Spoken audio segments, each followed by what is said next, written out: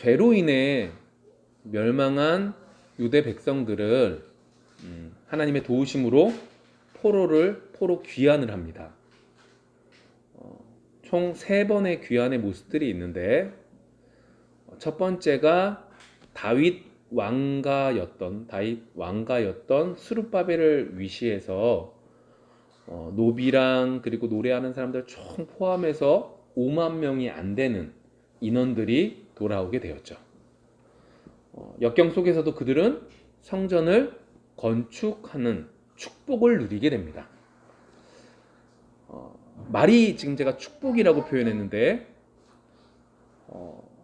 말이 그렇지 정말로 힘든 여정이었습니다. 그런데 그들에게 있어서 성전을 지었다라고 하는 건 그들에게 있어서 축복입니다.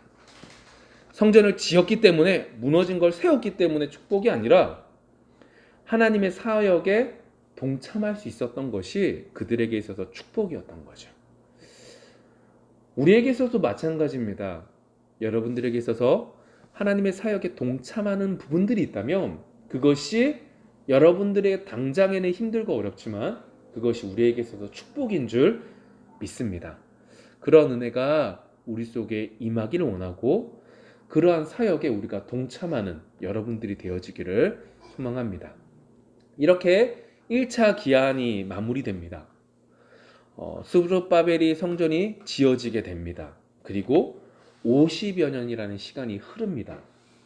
다시요, 포로로 귀환해 와서 성전을 짓고 성전을 지은 다음에 다시금 50여 년의 시간이 흐른 뒤입니다.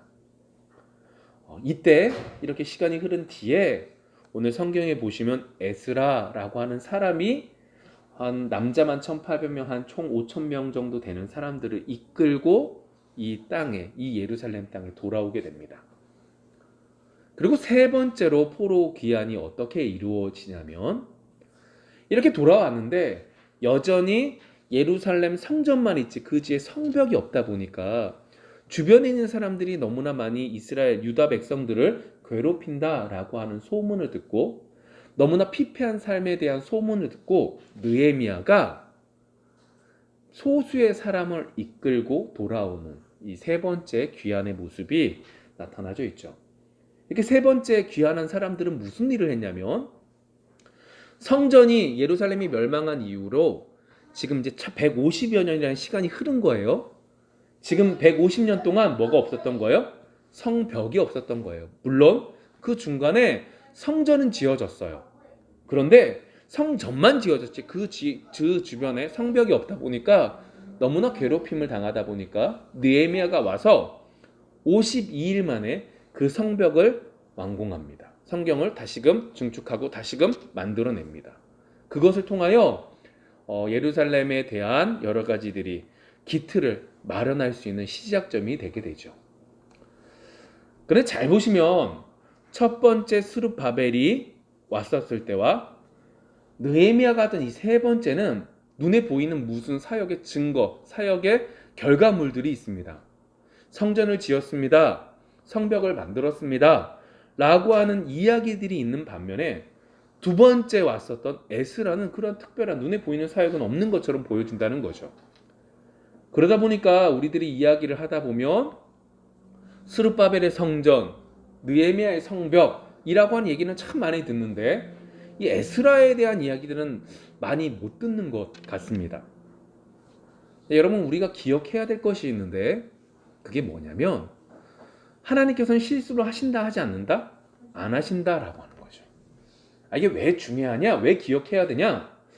우리가 볼 땐 성전을 짓고 성벽을 지은 것도 정말로 중요하지만 이 가운데 에스라는 왜 왔지? 라는 생각이 혹 들 수 있지만 하나님께서는 실수치 않으시고 모든 것들을 온전하게 이루시는 하나님께서는 이 에스라를 통하여 너무나 중요한 것들을 채우셨다라고 하는 거죠.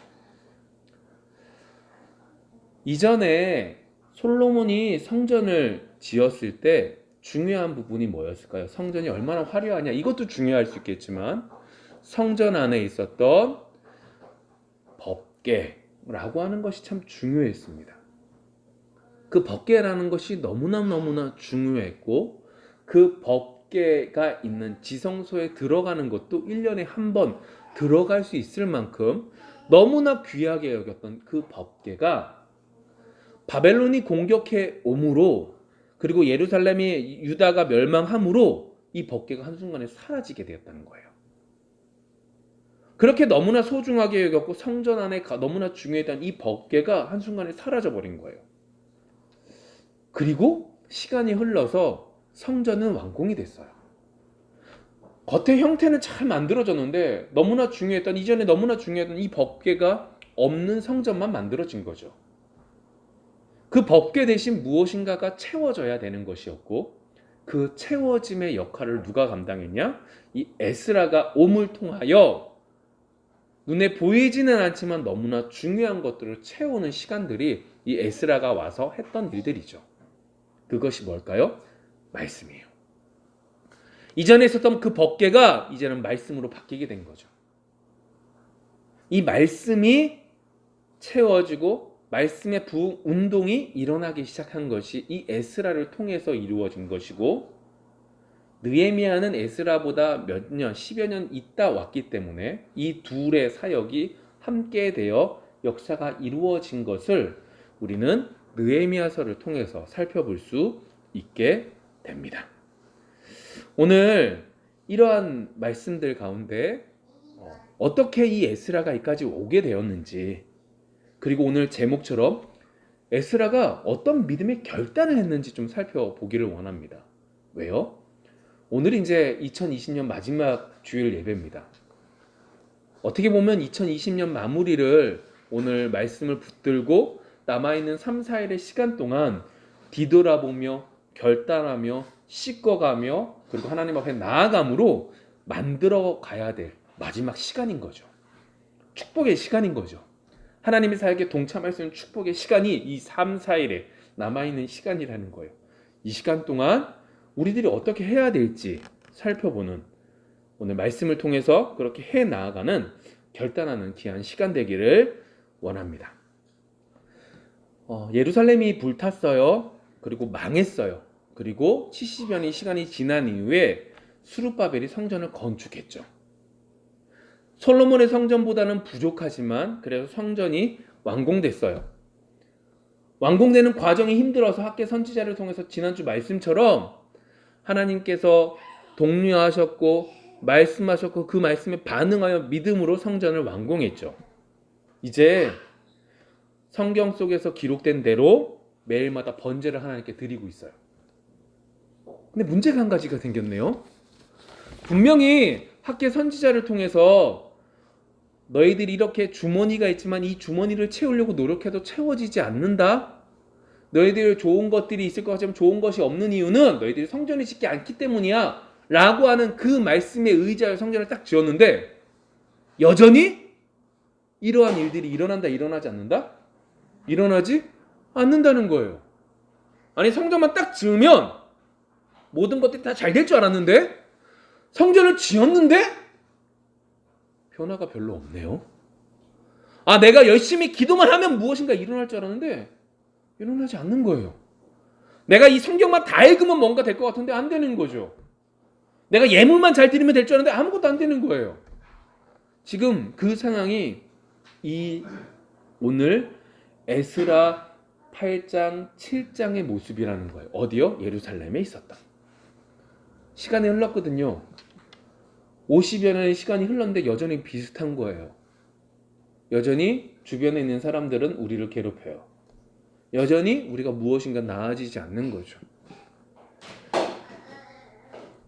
지난주에 말했던 자기 합리화가 이제 어떻게 되냐, 고착화가 된 거예요. 이제 내게 돼버린 거예요. 딱딱하게 굳어버린 거죠. 더 이상 생각의 틀이 바뀌지 않을 만큼 힘들어지는 시기가 지금 도래해 가고 있는 거예요. 그들의 지금까지 모습을 좀 생각해 보세요. 하나님의 은혜로 너희들 돌아가 라고 하는 고레스 칙령을 받았어요. 너무너무 감사해요. 우리나라가 이제 다시금 회복되겠구나 라고 하는 생각을 하고 딱 돌아왔는데, 그것이 아닌 하나님이 원하셨던 건 너희들 나랑 화해를 다시금 하자라고 하는, 그래서 성전을 지어라 라고 하는 말씀인 것을 깨닫게 됐죠. 그리고 그것을 찾아서 성전을 지으려고 시작했어요.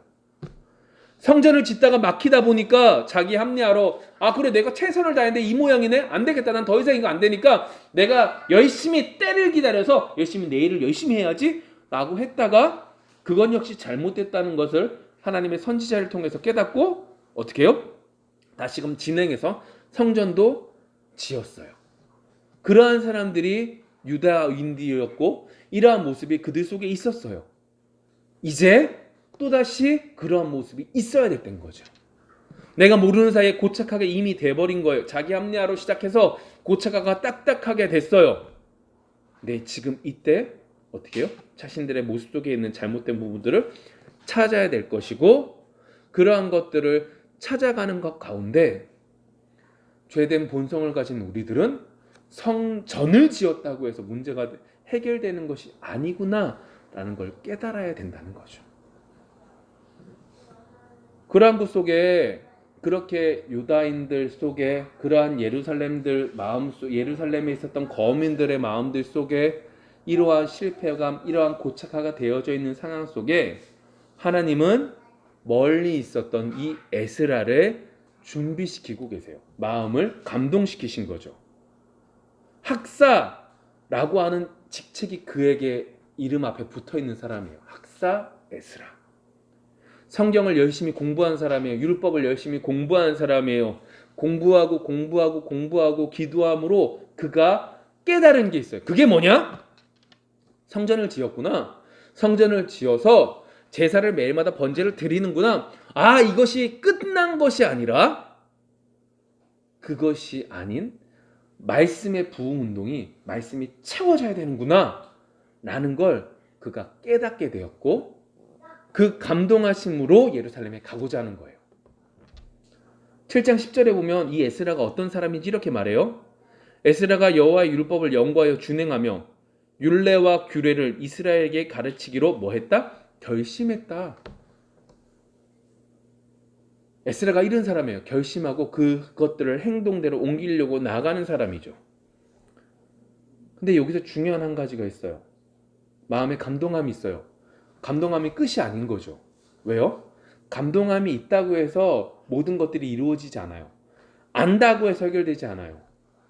여러분 무엇인가 문제가 생겨요. 하나님께 열심히 기도했어요. 깨달았어요. 그럼 모든 문제가 해결되나요? 여전히 있어요. 그 문제는 여전히 있어요. 깨달았다고 해서 은혜 받았다고 해서 해결되지 않아요. 그 문제를 해결하기 위해서 몸부림쳐야 되는 거죠. 여러분 그러한 것들 속에서 오늘 이 에스라가 어느 정도로 몸부림쳤는지가 나와요. 이 에스라는요 그 시대에 아닥사스 왕이 다스리고 있었는데 그 왕과 상당히 친했던 사람이에요. 근데 그 왕이 어느 정도로 친했냐면 그 왕이 하나님께 드릴 예물도 그 에스라에게 줌으로 가서 예배드리라고 하고 그뿐만이 아니라 뭐 여러 가지대로 지원하는 것들도 줄 만큼 친했던 사람이에요. 근데 그 모든 것들을 버리고 그러니까 그 준 거를 버렸다는 게 아니라 그렇게 높은 지위에 왕과 관계를 맺을 수 있을 만큼 높은 지혜를 버리고 예루살렘으로 갈 만큼 그의 마음속에 감동함이 있었던 거예요. 그리고 그 감동함을 어떻게 한 거예요? 정말로 행동으로 옮겨서 가고 있는 이 에스라의 모습인 거죠. 여러분 오늘 이 에스라의 모습 속에서 우리가 결단해야 될 부분들이 있어요. 아까 전에 우리가 기도할 때도 그랬지만 올 한 해 동안 여러분들의 신앙생활이 좀 어떠십니까? 내가 얼마나 나아졌는지는 모르지 하나님이 아시지만 여러분들 속에 분명히 내 신앙이 지금 답보되어져 있는 것은 아닌가? 라고 하는 생각은 들 수 있다는 거예요.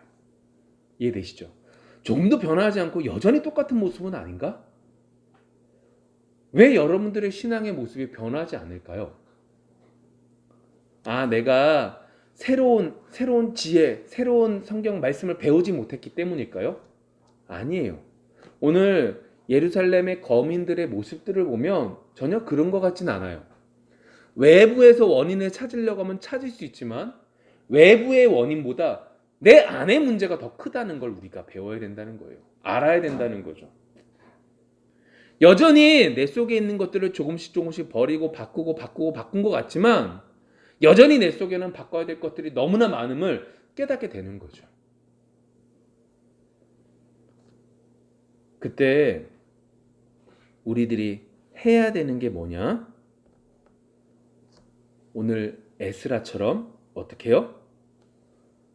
내가 이렇게 답보된 상황이 무엇 때문인지, 내 신앙이 똑같은 이유가 뭐 때문인지 생각해 보셔야 돼요. 여러분, 신앙생활 속에 그냥 아멘 하고 되는 게 아니에요. 여러분 생각하셔야 돼요.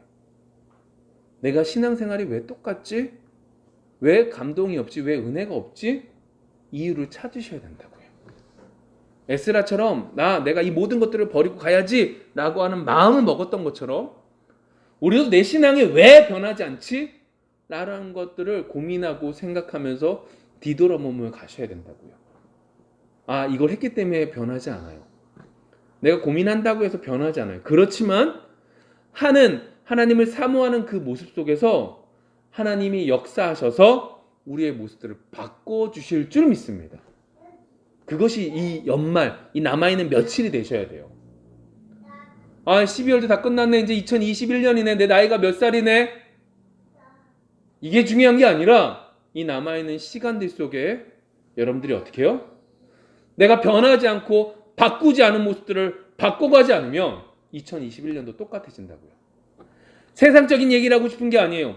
우리가 신앙적인 부분들 가운데 바뀌어지지 않은 부분들이 무엇이 있는지, 그리고 그것들을 찾아갈 수 있는 여러분들이 되어지기를 소망합니다.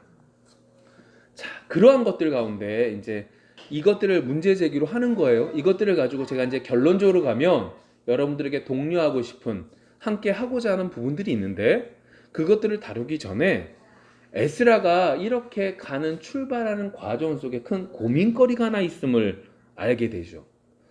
그럼 고민거리가 뭘까요? 이 에스라에게 있어서 고민거리가 뭘까요? 1차 기한할 때는 한 5만 명이 안 되는 인원이 갔어요. 전체 다 해서. 근데 2차 때는 전체 다 해서 남자들만 숫자에 성경에 기록되어져 있지만 남자 외에 다른 사람들까지 포함해서 5천 명이라고 생각을 하는데, 5천여 명 정도 되는 그 사람들이 가서 10분의 1밖에 안 가서 고민거릴까요? 아니면 이미 고레스 칙령이 완성된 거예요. 너 성전 지어 도와줄게. 그 말대로 성전을 지었어요.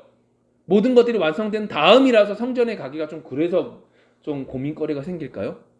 아니에요. 오늘 본문 22절을 보시면 이 에스라에게 있어서 고민거리가 뭔지가 나와요. 여러분들은 22절을 보시고 저는 세 번역으로 한번 읽어드릴게요.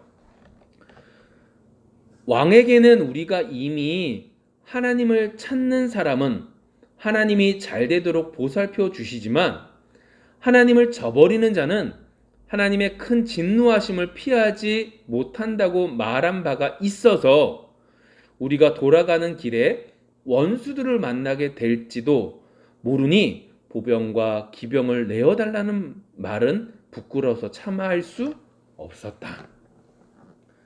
지금 이 에스라에게 있어서 고민거리는요, 5만 명이 5천 명밖에 안 가는 것이 문제가 되는 게 아니라 칙령이 다 완성된 이후라서 가는 것이 명분이 없어서 고민거리가 되는 것이 아니라 이미 자신이 왕한테 뭐라고 그랬어요?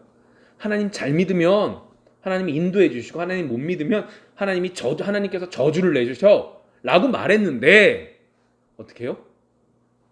가는 길에 군사 좀 도와주세요 라고 말하기가 힘들다는 거예요. 왜 그러냐? 여기 지금 이스라엘 백성들이, 특별히 이스라엘 백성이 아닌 에스라가 있었던 곳에서 예루살렘까지 그냥 일직선으로 말하면 한 800km 정도 된대요. 근데 여러분 아시잖아요. 일직선으로 갈 수 있어요, 없어요? 못 가요. 그래서 가끔가다 집 같은 거 보면 역에서 몇백 미터, 근데 막상 가서 보면 역에서 몇백 미터가 될 수가 없죠. 그쵸? 꼬불탕꼬불탕 길이 전혀 그렇게 나와 있지 않으니까. 그러한 것들처럼 일직선은 800km밖에 안 되는데 정말로 길이 있어서 돌아가는 길은 몇 킬로미터가 되냐면 1440km가 된대요. 거의 2대에 가까운 거리가 되죠. 그런데 이 거리를 누구와 함께 가냐? 어린아이들도 있고 노약자도 함께 가야 되는 거예요. 정말로 문제는 뭐냐면 이미 왕이 하나님께 예물을 드리라고 예물도 줬고 지원금도 줬고 여러 가지 사람들도 보물도 챙겨가는 그 여러 가지 사실들을 이 주변에 있는 많은 사람들이 알고 있다는 거예요. 야, 이제 조금 있으면 유다인들이 예루살렘으로 돌아간대. 근데 왕이 그 신한테 주라고 예물도 주고 많은 보물도 가져간대 라고 하는 얘기를 들은 거예요. 지금도 치안이라고 하는 것이 우리나라가 좋음에도 불구하고 밤이 되면 위험한데, 하물며 정말로 오래된 옛날은 나라에 힘이 미치지 못하는 곳이 얼마나 많았겠어요. 1400m, 1400km 되는 그 긴 거리를 가야 되는데 그 거리 속에서 이 나라가 영향력을 미치지 못하는 지역이 얼마나 많았겠어요. 그러다 보니까 문제가 생기는 거죠. 여러 강도들이 많았고 그 강도들을 해결할 수 있는 방법은 뭐밖에 없어요? 군사들이 그 지역을 함께 그 5,000명이 되는 사람들과 함께 감으로 적군들을 이겨낼 수 있는 방법밖에 없었던 거죠. 근데 이미 자신은 뭐라고 왕한테 당당히 얘기했어요. 우리 하나님은 하나님을 간절히 사모하는 사람에게는 복을 주고 간절히 사모하지 않을 때 저주를 받아 라고 말한 상황이라는 거예요. 여러분 여기서는 이제 선택하셔야 돼요.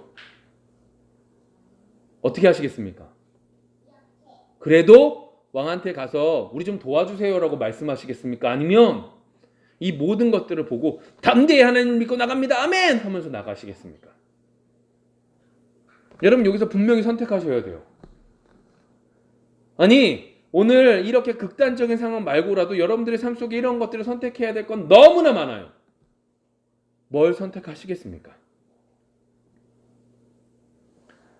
오늘 성경 속에서는 그런데 군사를 부침받든 받지 않았든 이것보다 더 중요한 모습이 나타나는데 오늘 에스라가 어떻게 행동을 하냐? 21절 보면 이렇게 말합니다. 그때 내가 아하와 강가에서 금식을 선포하고 우리 하나님 앞에서 스스로 겸비하여 우리와 어린 아이와 모든 소유를 위하여 평탄한 길을 그에게 강구하였으니.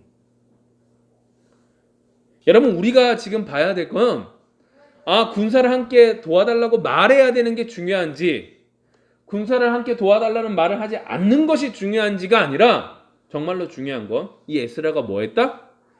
스스로 겸비함을 찾기 위해서 뭐 했어요? 금식했다 라고 하는, 하나님께 매달렸다 라고 하는 것이 정말로 중요한 거죠. 여러분 여기서 단순히 군사를 붙이냐 붙이지 않느냐 이 결론에 대한 얘기를 해버리면 어떤 문제가 생기는지 잘 보세요. 결국 에스라는 군사를 요구하지 않아요. 자기들끼리 가요. 그런데 어떤 사람은요 군사를 요구를 해요. 심지어 가서 어떻게 할 테니까 어떤 사람들은 어떻게 해주십시오 라는 얘기를 다 해요. 누가 더 믿음이 좋은 것 같아요? 아멘 하고 하는 게 더 좋은 것 같은데 군사를 달라고 말했던 사람이 누군지 아세요? 에스라보다 10여 년 있다가 온 느헤미야예요.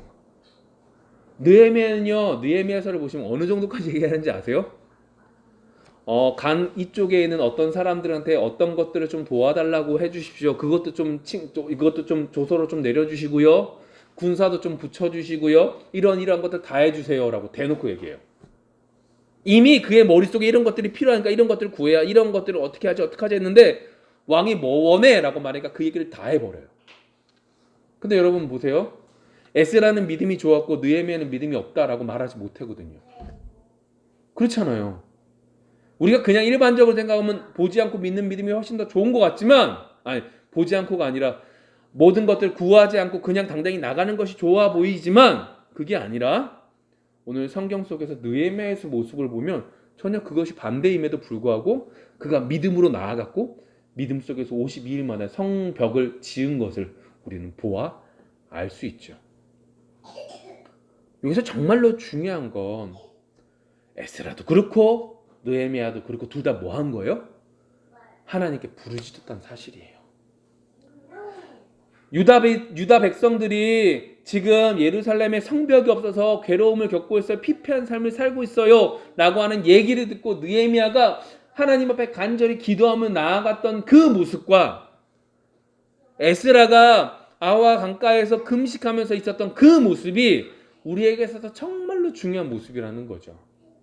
스스로 겸비하여 하나님 앞에 찾고 나아갔던 그 모습이 정말로 중요한 것이고, 그 모습 중에 한 가지가 금식이었다는 거예요. 여러분, 이 남아있는 연말 속에 우리가 스스로 겸비해야 될 때예요. 이제 3일밖에 4일밖에 안 남았네. 며칠 안 남았다. 아싸. 이게 아니라 이 남아있는 시간 동안 우리가 해야 될 게 스스로 겸비해야 될 때라고요. 여러분, 이번 한 주가 스스로 겸비할 수 있는 한 주가 되기를 원해요. 그 모습이 금식일 수 있어요. 그런데 요즘에는 금식보다 더 힘든 금식이 뭔지 아세요? 금하는 게 뭔지 아세요? 스스로 겸비하는 게 뭔지 아세요? 요즘에 밥 한 끼 안 먹는 건 뭐죠? 다이어트를 위해서 안 하잖아요, 우리 솔직히. 밥도 줄이는 판국에 금식보다 우리에게 있어서 지금 너무나 힘든, 스스로 겸비하여 하나님을 찾을 수 있는 거 핸드폰 끊는 거죠. 여러분, 이번 한 주가 하나님 앞에 스스로 겸비할 수 있는 한 주가 되기를 원해요. 왜요?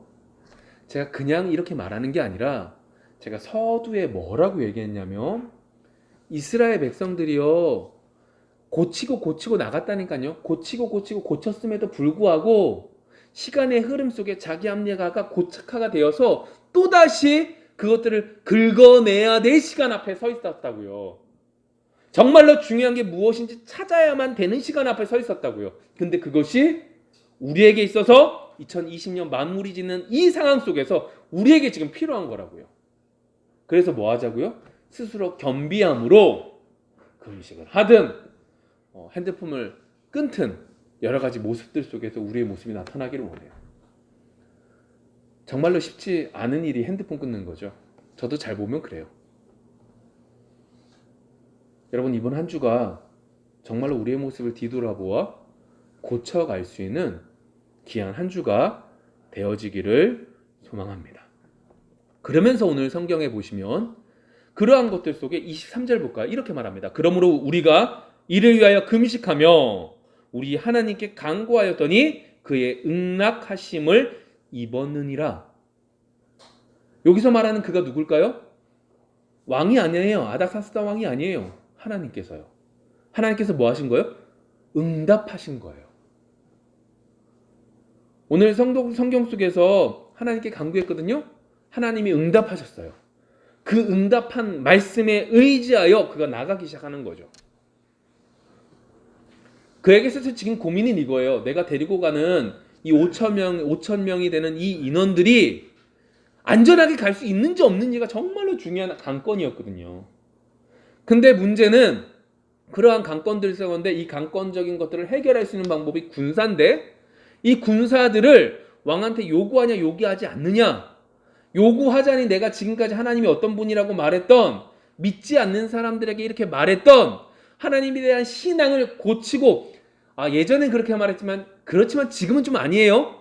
상황에 따라서 뒤바뀌냐 뒤바뀌지 않느냐, 이 문제 속에서 오늘 하나님의 응답을 받아서 그가 어떻게 말하냐?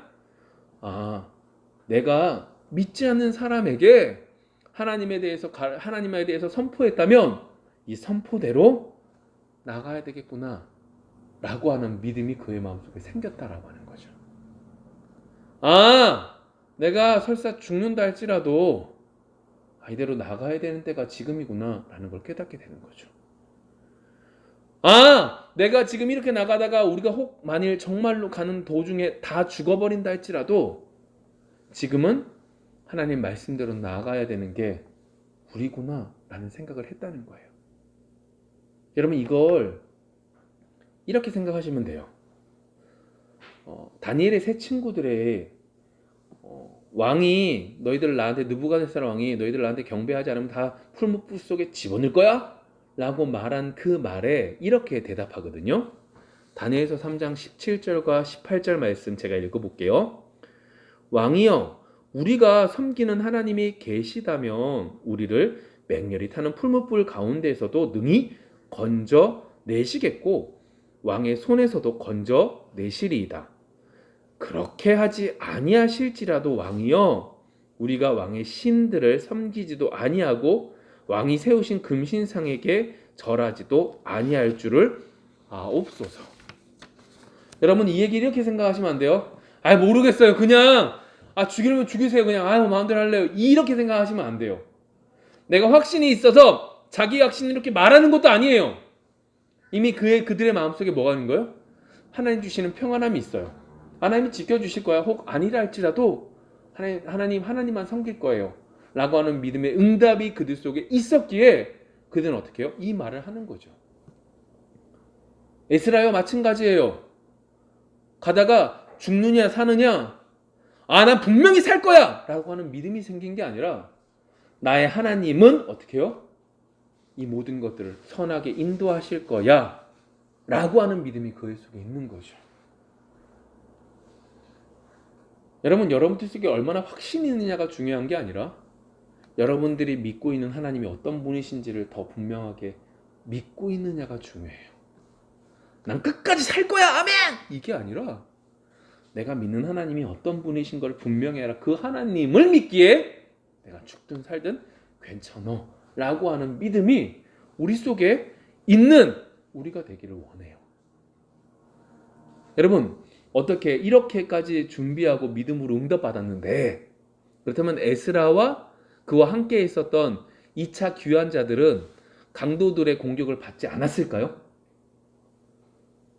제가 이렇게 말하는 걸 보면 받았다라고 하는 얘기처럼 들리시는데 오늘 31절에 이렇게 쓰여져 있습니다. 8장 31절 첫째 달 12일에 우리가 아하와 강을 떠나 예루살렘으로 갈새 우리 하나님의 손이 우리를 도우사 대적과 길에 매복한 자들의 손에서 건지신지라.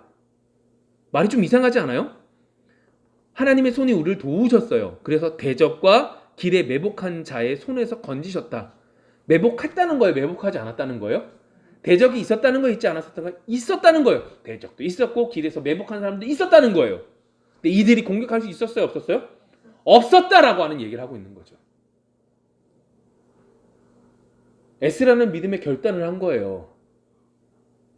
그 결단의 모습이 내가 지금까지 믿지 않는 사람에게 하나님이 어떤 분이야 라고 말했는데 이것을 내 상황이 이러니까 고치는 것이 옳은 것인지 그른 것인지 속에 하나님이 주신 믿음으로 그래 이 말한 대로 나가야 되겠다라고 하는 믿음을 가지고 나갔을 때 대적들이 있었음에도 불구하고 그들이 공격하지 못하는 상황 속에 들어갈 수 있었던 거죠. 그들이 공격하려고 와 있었어요. 근데 그들의 마음이 그들의 행동이 공격을 하지 못한 거죠. 보이지 않는 하나님의 손이 그들을 지켜주셨던 거죠. 하나님의 손에 악한 적군들이 공격을 하지 못한 상황 속에 들어가게 있는 거예요. 여러분 이러한 축복이 남아있는 사회 속에 주어진 게 우리예요. 서두에 성전을 짓는 일에 동참할 수 있는 것이 축복이라고 말씀을 드렸어요. 힘들었다니까요. 어려웠다니까요. 그럼에도 불구하고 그것이 성전을 지었기 때문에 축복이 아니라 하나님의 일에 동참할 수 있었음이 축복이라고 말씀을 드렸어요. 하나님의 일, 예수 그리스도를 믿는 일에 우리가 동참하는 일주일이 되기를 원해요. 에스라가 결단한 그 결단이 이번 4일 동안 주어지는 여러분들이 되기를 원해요. 그 모습이 스스로 겸비하는 모습이 금식일 수 있고 스스로 겸비하는 모습이 여러분들에게서 너무나 중요한 것들을 버리는 것일 수 있는데 안 하는 끊는 것일 수 있는데 그러한 것을 통하여 스스로 겸비함을 통하여 하나님께 나아갈 수 있는 그래서 하나님의 응낙을 받을 수 있는 하나님의 답변을 받을 수 있는 우리 모두가 되기를 원하고 구체적으로는 이번 한 주가 하나님 앞에 온전히 드림으로 2021년도를 준비할 수 있는 우리 모두가 되어지기를 소망합니다. 기도하겠습니다.